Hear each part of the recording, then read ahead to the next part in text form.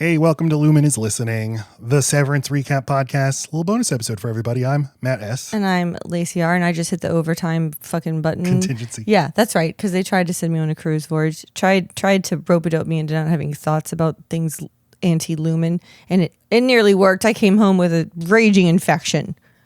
Yeah, don't wear flip-flops on a Lumen vessel. No. Don't do it. Lumen?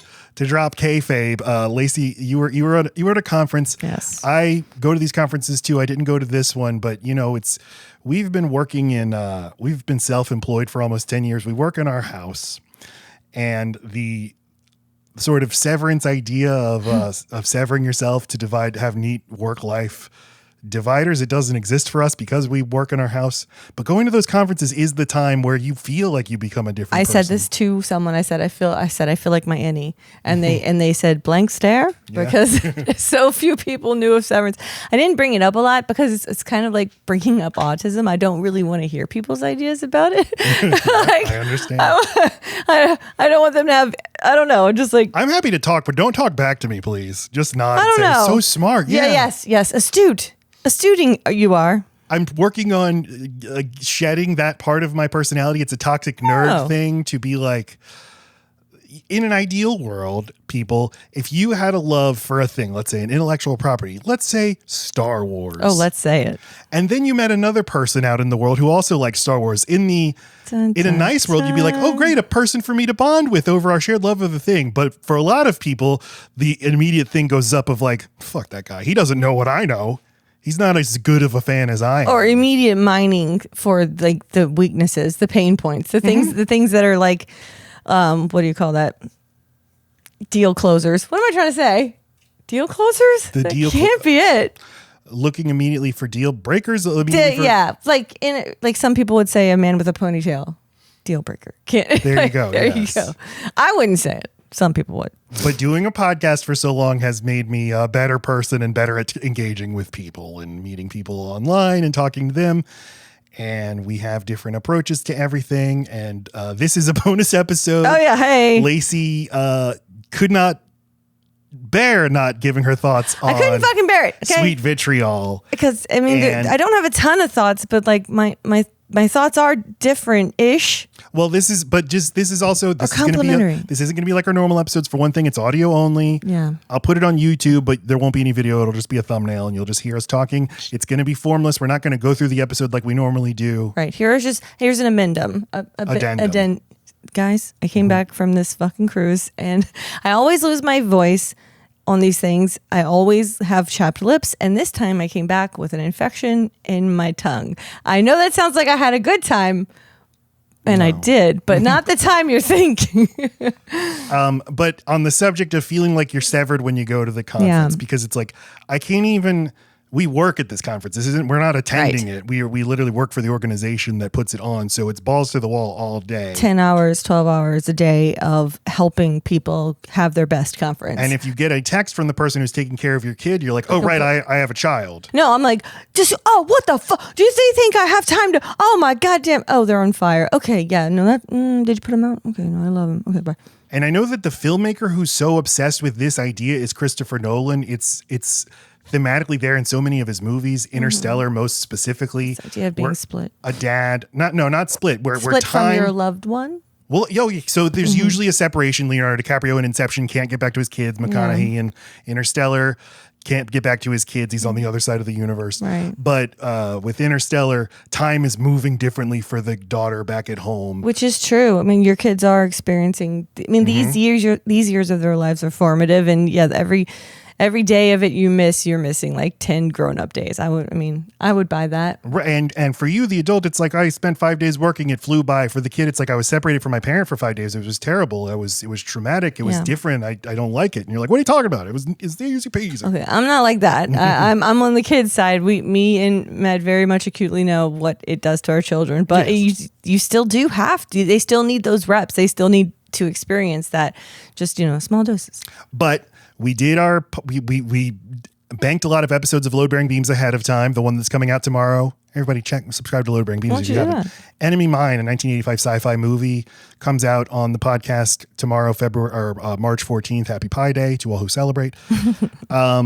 The only thing that you were going to have to miss was our episode of Lumon Is Listening last week, and it bothered you. And I watched it by myself Friday morning, and I knew it was so hard for me not to text you because I knew you would have a strong reaction to this and to this specific episode.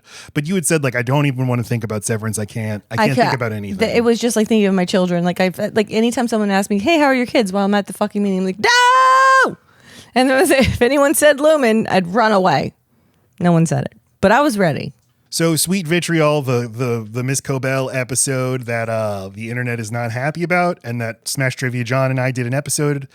Thanks again to Smash Trivia John, our good friend. Thank you, John. And he helped me have a kind of different conversation than I would have had with Laci. Yes. And he brought up things that I don't think either of us would have thought of. Right. But Laci listened to the episode, watched the episode on the plane, and then listened and then sent me a 3-page Word document of feedback. Here's where you fucked up, jackass. First of all, the thing I feel stupid about is the 9. I brought that up multiple times in the episode. I was like, fuck the show. The 9. Oh, wait. The 9 is the 9 core principles of Kier. It's just the 10 Commandments. It just means you're a Christian. But it's like, in the Kier faith. I get so suspicious of the show. I know. Despite me saying I love it so much, that when it brings up something like that, I'm like, fuck you, show. Don't introduce something. It's like the way you love me. You love a lot of the stuff I say, but there are certain things I can say where you're like, this bitch read a book. Couldn't have said it better myself. This motherfucker read a goddamn book. And now we all need to fucking change the way we live and think because Laci read a goddamn book. Laci read a book is a thing that happens every quarter or so. You want to just kind of duck underground. Always marry a dyslexic. Honey, yes, dear, yes. Imagine if I were just a voracious reader. Voracious. If you were reading books all the time, they wouldn't stick to you. I was just about to say. I think that's why I read that Marilyn Manson book. I bought it. I purchased it, and I walked around with it. Yes, I walked around with it outside of my book pack. That's not it. Backpack. Nope, backpack. So people would ask me about it. Yes. I couldn't help but notice that fascinating book you. Oh yes, I've read it and the pictures. You read a book? Ask me about my book reading. Your autograph? Yeah. Anyway, all right. So that's what that is. But I feel like I was building to something. This is our charm. The 9, yeah. So yes, I'm sorry. People like our podcast, so they know we're not the hardcore, like devoted to the mythology of the show kinds of fans. But that is a pretty basic thing that I missed. I mean, there was a couple times where I think the conversation would have gone a little bit different if just one of you would have had a fucking clue. Mm-hmm. All right. Well, I'm we'll kidding. We'll get into all this bullshit that Laci came up with. But totally no, it's when James LeGros says, like, she lives by the 9, and I took that to mean she lives by a geographical feature called the 9. Like, are those frozen formations from the beginning? Yeah. Fuck off. All right, Sweet Vitriol. So, big picture thoughts, Laci. You like this episode? You hate it as everyone else? I knew it was the medicine I had to take. I fucking hated it. Do you have to take it, though? I don't know. You don't have to take it. Okay, but I don't know where the show is building to. And if I need to have some kind of faith in Corbell, or I need to be really, really let down by her by having just a little tiny bit of faith, I don't know. I guess I need to have faith in Ben Stiller and the writers in that this meant something. Yeah. Let's unpack what we mean by means something. When I was editing the episode, I started to feel a little bit more charitably than either John or I was toward the episode. Just in that Cobell, who is a character I like, one thing that you do in TV shows and long form storytelling is you learn more about their histories, and we did learn things that fill her out as a person. Well, and she's human, right? Like you have something like Milchek come on first episode of this season, and of course we know he's speaking the corporate talking point he's been given, which is that a sadistic, evil, but you see a sadist, but you see only crazed. You see where she's ended up, and I think there is value in always remembering that people start somewhere and that their story makes sense, and maybe you're seeing their worst parts because they've been taught to show them. That doesn't mean that good isn't inside, and I'm not saying she's going to be the best thing ever, but I appreciated seeing what our options are if we don't give in to the fucking sparkly item that is success and that there's a new factory being built. There's some blue collar jobs that you can really work your way up through. And it's not always just hardly true. And she bought it and she's paid for it her whole life. Mm-hmm. And I think that's valuable. So we talked about this last night. Sometimes we talk and then don't record it. And talking with you about that made me think like that gave me a different sort of like I certainly felt all of that and felt she's taking the choices that are in front of her and grows up in this world and doesn't know about anything else. And I mentioned on the episode that we get another look at people who are quote unquote succeeding in the Lumon world, like Milchick and Cobell, and life is terrible for them. It is as restricted as the innies' lives in a way, except that they have more of a choice. But as you see, is it really a choice? Yeah, I mean, Cobell left, right? And she's worried for her life. So really, what is the choice? It's more of a choice because they literally can't physically leave and she can. Sure, yeah. And the show as a critique of capitalism engulfing everything. The world we live in right now, it's the Lumon town. It's Salt's Neck and it's Kier. And like at some points you'll be Salt's Neck, at some point you'll be Kier, and the town of Kier is going to also turn into a dilapidated husk one day. Once they move on to the more profitable idea that renders Kier useless. And we'll just go through this cycle again and again and again. And we'll bring with us the people who managed to bubble up to the top of the toilet, and we'll exploit them for all they're worth in our new endeavor, and then they'll miss the Kier they once knew. And another generation of sad sacks is boring. This is another really smart thing you said, is that like Cobell being a child worker in the ether factory, they pick her as like, oh, you're talented enough, you're ambitious, yes, we're going to elevate you above your station. But that's really just, we're going to exploit you in a different way. We're going to isolate you. You know, at least the workers, at least the child workers who are there for their 10-hour shift get to go home, and they have some kind of person there that could be an influence. Where, for instance, Cobell goes home and her mom's not a believer, and you know, people more and more are becoming non-believers, realizing what the ether mill is doing to their town. And I'll bet they did want to separate someone intelligent like Harmony from her mom. And rewards a true believer like Sissy, and so that Sissy could indoctrinate her from the inside, push her to education and to get out of here and spread those brains. It's a thing going all the way back to the first episode of the season when they made the stop motion video. You guys rebelled. We are assimilating. We are the Borg from Star Trek. We can assimilate any attack that you throw at us. We just take it in. It makes us stronger. Right. So we take your act of rebellion and appropriate it and incorporate it into our story. Rickon, what's his name? Rickon Hale writes a self-help book that is inspiring workers. We'll now pay him. He works for us. Cobell, you're a smart person. Come work for us. But get no credit. Right. Or else they'll be idling a false god, and all knowledge is for Kier.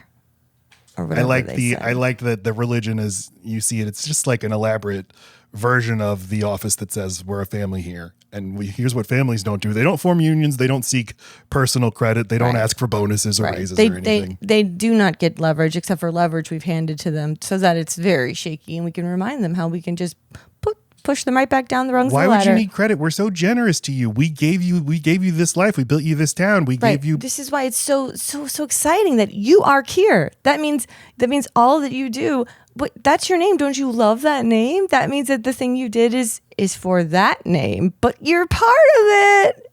Yay. I mean, is that to say that like there are workers who are not part of the family? I don't know. I don't know how much it matters. Yeah. Because it is kind of just a story of haves and have-nots and people who... These are all tools, right? They just pass them down to the Cobells, and they pass them down to the Marks, they pass them down to the PDs. And here's something I've said to you a million times, and if it's useful, do you say that to your people that you control? Hey, redhead on table, part of the family. It just comes down to owners versus non-owners. There are some people who own this company and own what Karl Marx called the means of production. So therefore you have the power. Mm-hmm. You can voluntarily give some treats to people, treats in the form of jobs and stuff, but it's still totally within your power. I mean, you look at the way that they dress in Salt's Neck, you look at the houses that they're in, and so you can imagine that sad ass Lumon cookie cutter house that Harmony lived in, which felt really sad until you go to Salt's Neck, right? And now all of a sudden it's like, oh, I could see how that could be a finger trap for Harmony. I could see how she'd be like, well, yeah, this feels like the thing I'm supposed to do, and these clothes I wear, and my nice hair, and I smell good. I don't smell like the sea. I have an office. That's a pineapple party. That's a fucking waffle. Like, you know, like how little can I also give these, you know, higher ranking people without really giving them anything? Mm-hmm. Which is just what the world we have built. The rules of capitalism, the rules of success, ultimately will be hollow. It's never enough to make you feel whole in your soul. Because we also never give them community. Like they live in an empty cul-de-sac. Yeah, the community that she has with James LaGrosse's character Hampton, where she just kisses him and gets high with him. Like that's more community than she's had. Yes, in her whole in decades. Getting to mourn her mother, that's something she's not been allowed to do. She hasn't been allowed to be a human being. Right. Exploiting the person you consider smart or useful, and that all the weight of the family's success and name are on your shoulders. And we just watched Smile 2, and it made me think of that. And the idea of putting any pressure on a child of yours to, and Sissy certainly acts like a parent, to bolster the whole family. It's not fair. Like, she was born with a brain, but maybe she was totally fine just having a life with Hampton and continue to get high, because that seems good enough for the rest of the fucking community. She's being asked to go alone into something she doesn't know at a young age and completely lose everything what little she had.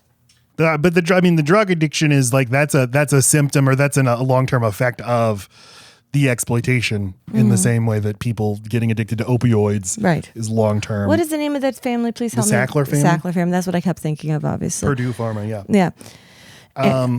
But like, we have the tools to build a world that gives people what they actually need, that gives them community, and that does not demand that they work their asses off until they drop dead. But we don't want to build that world, or at least the people in control don't want that to happen. So thinking about that made me appreciate the episode a little more. But then I was thinking back to Mad Men, a great TV show, and Don Draper, and there would be the episodes where you follow him as a child. And every time it happened, I think, fuck you, I don't care. I don't want to learn any. Why do I not want to learn more about characters I like? It's because you've got momentum, and these episodes are, by definition, are going to slow things down. So, you know, you can't help but slowing it down after it feels so good, especially, I mean, our favorite episodes of shows are the ones where it's like so much fucking change and like, oh my God, and people are coming into their own, and like shit's getting worked out, and long time coming stuff is happening. And I like the status quo being shaken up if the characters I like get to go too. You said last night, why didn't, if for some reason the show had contrived a way where Christopher Walken or somebody comes along with her on this journey, it would have been a lot more. I didn't mean with her. Sorry, I didn't mean to confuse you. Because you made the point of like, you understand another reason why these episodes are built. It's because of payment and, you know, like affordability. So you can pay Patricia Arquette to do this. I don't know for a fact that's why. I just know that every prestige 10 episode season seems to do something like this, and it's because now Severance is unusual in that actors get billed in the credits even if they don't appear. That's not the case with a lot of shows. So maybe they're getting paid for the whole season. I just get suspicious, and it feels like, I'm sure this episode was expensive as hell to pay for, but it's like they'd rather do that than give one actor another paycheck, because if you give an actor a paycheck, that's more leverage you give them. Sure. But you made the good point of like you can still have, I think it is valuable to have backstory in the right circumstances. And I think I like that I now know these things about Corbell, but you made the good point of like, you can still do it, but have it as a B storyline. So we're at least getting some more information about like if alongside this, Mark waking up and him and his sister figuring out like what the fuck is our next step, if that's happening, so that at the end, whenever they make the phone call and they get Corbell on the phone, probably because we have no idea what they've been thinking. We know that they've been without Ragabi, and so they're just having to figure this shit out on their own without so much information. So what is it that led to them to call Harmony over and over again? I guess we'll find out on the next episode. But it would have been less frustrating to have that information alongside this information. Yeah, I want to give a credit to a commenter, Chris Renfro said, quote, "These sorts of episodes are fine in a 21 episode broadcast season, but we only get 10. This easily could have been explored as a B plot." Oh, okay. That's where I took the B plot idea. Okay. So yeah, Chris said it, that, and this is such a short episode too. You could see this is the A story of an episode, but we're also following Mark. We're also following whoever, the guy who owns the door factory. so that's why you start to feel resentful. What about withholding information? How did you feel? Did you feel like you were being attacked like I did? Yes, but I mean, because it's side by side with one that did the exact same thing, where it's like you're just slowly revealing stuff to me, where it's like, just give me everything and then tell me a story. But I mean, I know there are certain times where it makes sense to hold on to something. I can't totally put it into words when that is, but I know when I'm being like manipulated into solving a mystery. Well, I'm just trying to understand more about these characters. I don't also want to be solving a mystery. Oh, what does that mean? What does her little device mean? Why does she have her own? What does it mean that she fell asleep when she put the device on? Why is the liquid inside of the thing that looks like an oxygen tank actually brown? So I'm like, oh, I'll bet it's a slow release ether machine. I'll bet the lady in the diner doesn't have oxygen. She's got some sort of slow release vaping ether thing, because the solution is just more of the shit that Lumon sells, and so that they can never really get better, but they can always stay pliable. And of course, Harmony misses that sweet ether snorkel. She used to have it, probably put her to bed as a fucking kid, and now so she brought her own. She knew her mom would still have one, because you can die with that shit. She hooked up to it. I just don't agree, because just one more moment, okay, please. My vitriol runs deep. Okay, because that leads us to my very favorite dissolve of the entire show so far, which we have this high level view of what look like frozen formations. Are they rocks? Are they just, or is it so far out that it's actually bits of land? Who gives a shit? But what it looks like are molecules. And then when it fades into, are those molecules dissolving, which are actually waves crashing. And that is exactly like a shot you would get from like Train Spotters or Requiem to a Dream, where Train Spotting. I can never. Don't want the vultures. Can never get these things correct. But you see what I'm saying? Uh-huh. The idea of the chemical they're injecting hitting their blood cells or whatever. It's that we're seeing her going on a wild trip, man, and it's also a depressant, or it doesn't make you like overly stimulated. It's the opposite. So she falls asleep, and it makes sense. And I'll bet it feels like fucking home to feel like that again. That just feels more emotionally powerful if she falls asleep, because she's like communing with her mom, who is not, she hasn't seen in however many. It could be all of those things. Yeah, it could. It ultimately doesn't matter. But that's my point. If there's ether literally in the bottle or not. That's my point. It's just tell us. Well, a traditional way, in some ways, this story's kind of like Citizen Kane. Ooh. And I'm not joking, because she's going through her childhood home and seeing objects and going, oh. Right. And Citizen Kane, if you haven't seen it, people, good movie, check it out. But opens with the most powerful man in the world dies. He says the word Rosebud. The whole movie is, what did he mean by that? What is Rosebud? The final reveal of the movie. And it's a movie that is withholding information. What does it mean? Mm-hmm. But the whole way you are you have an understanding, and it's revealed it was his childhood sled. It was the thing he could not get back. It's the thing that he missed about on his quest to become a great man, was how do I be a human being and enjoy little things in life and moments with my family and stuff. And so if there had been a moment where you see Miss Cobell with her breathing tube and she'd be like, for some reason, I don't know how you would do this, but said, I really care. This is the most important thing in the world to me. Right. And so the viewer would be like, that's going to be something with Lumon and Severance. It's so important. And then no, it has nothing to do with any of that. It's just to do with her mom. Her mom, yes. But I don't think it just, so you said, I guess they do hint to that because it's included in her shrine at home, someone said.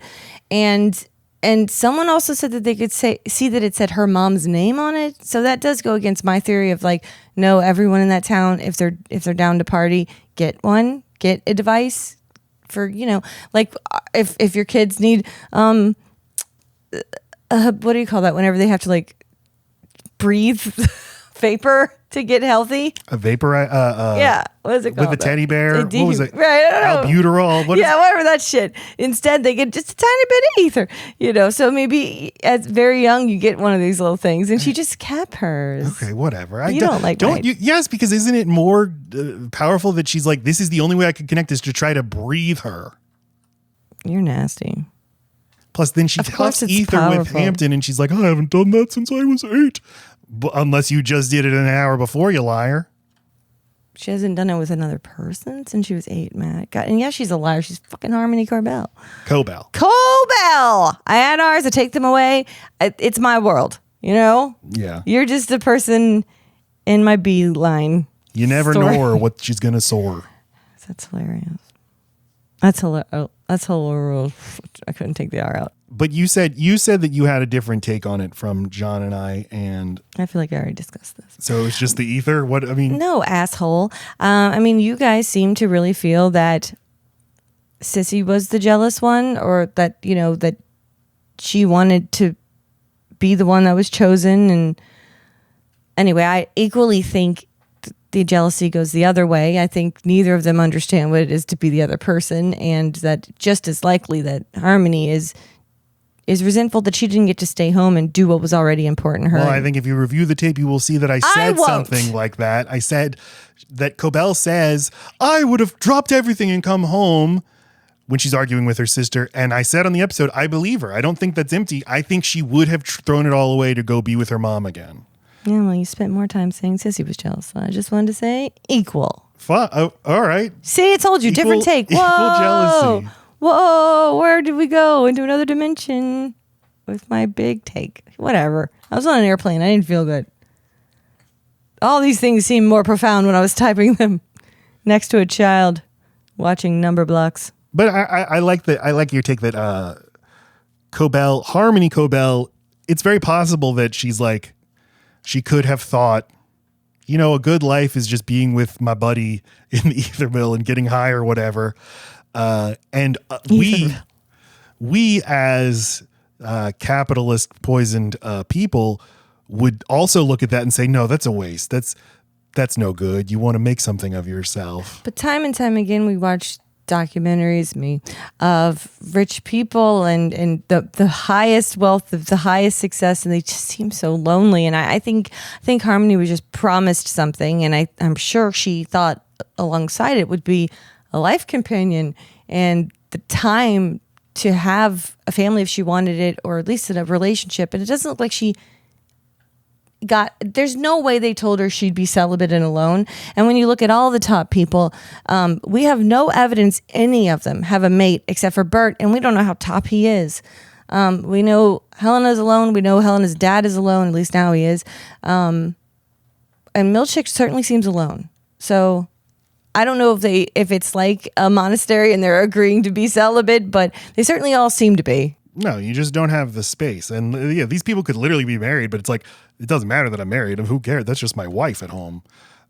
That's not my actual life is here in this corporate office.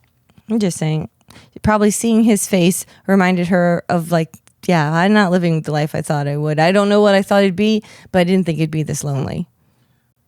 I just had one. This is a stupid thought, but immediately when I heard that his name was Hampton, I thought, oh, is this like, the trend of people naming their children aspirational names like Lexus and Tiffany, like Tiffany's the jewelry place, like these are people who will never have a paid vacation in the Hamptons. Yeah, it could be.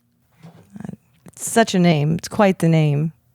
When did Ether, I'm sure Ether. It sounds so old, right? Well, if this show does not take place in the real world, no matter like even if it's not simulated. Like I thought that was meant to be like really old, not Harmony Corbell's childhood. Yes, it's wild.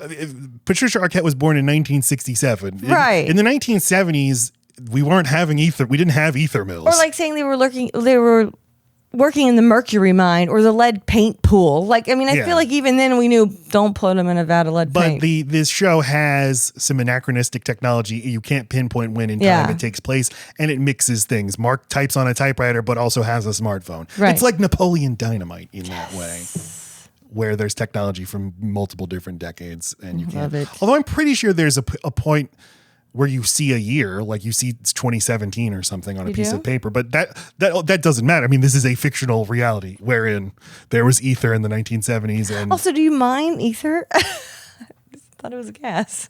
I thought it was a gas. How do you mine it? Do you? I'm sure you do. I mean, that would be a weird thing to.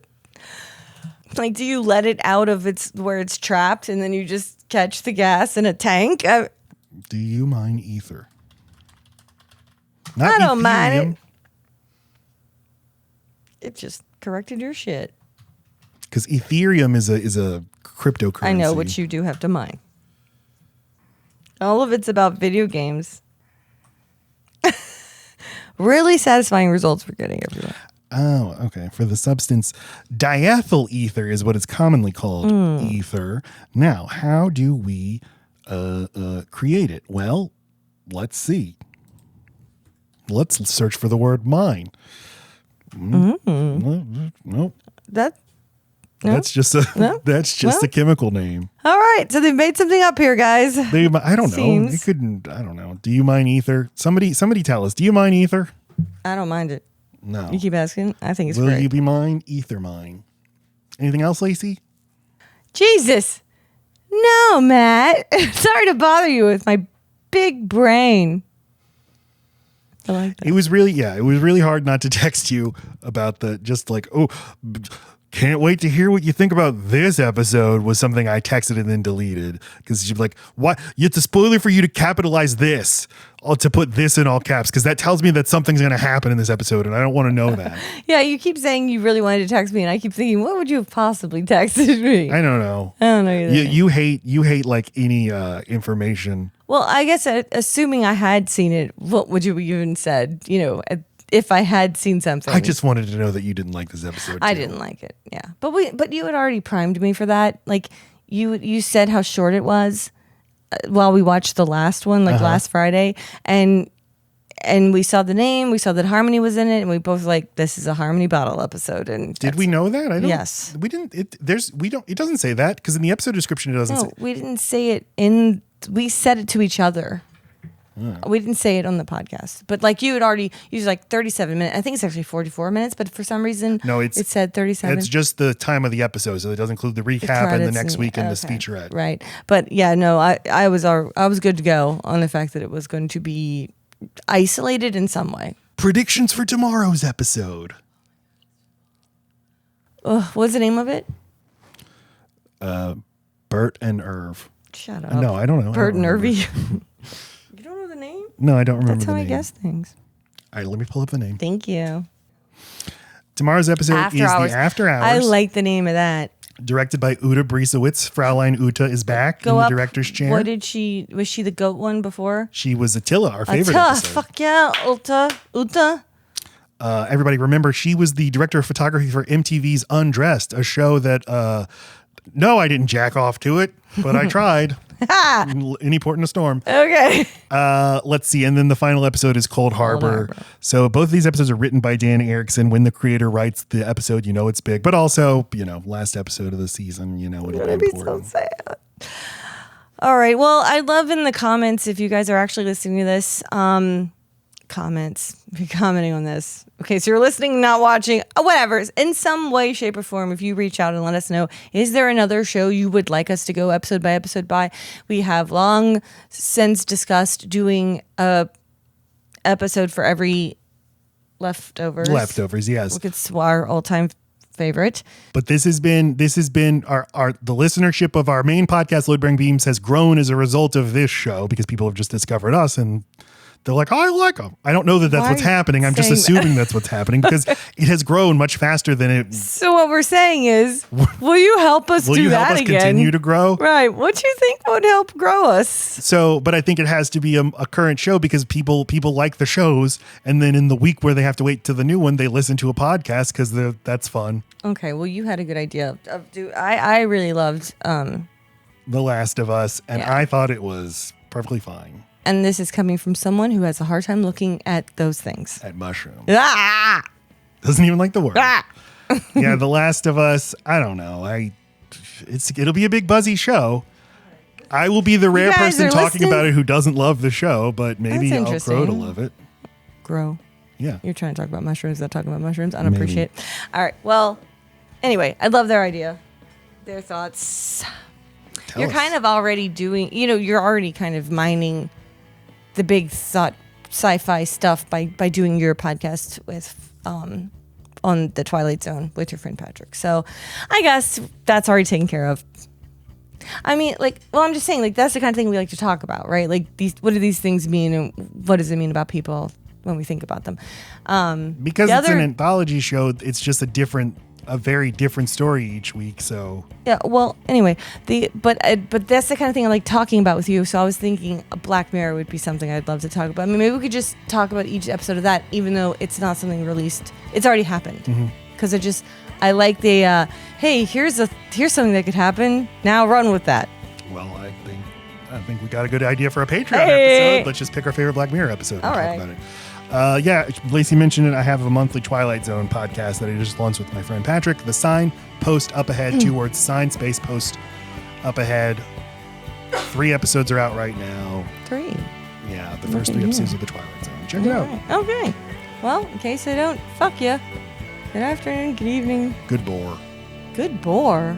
R, you put an R where it doesn't belong. Wow, what a callback. Goodbye.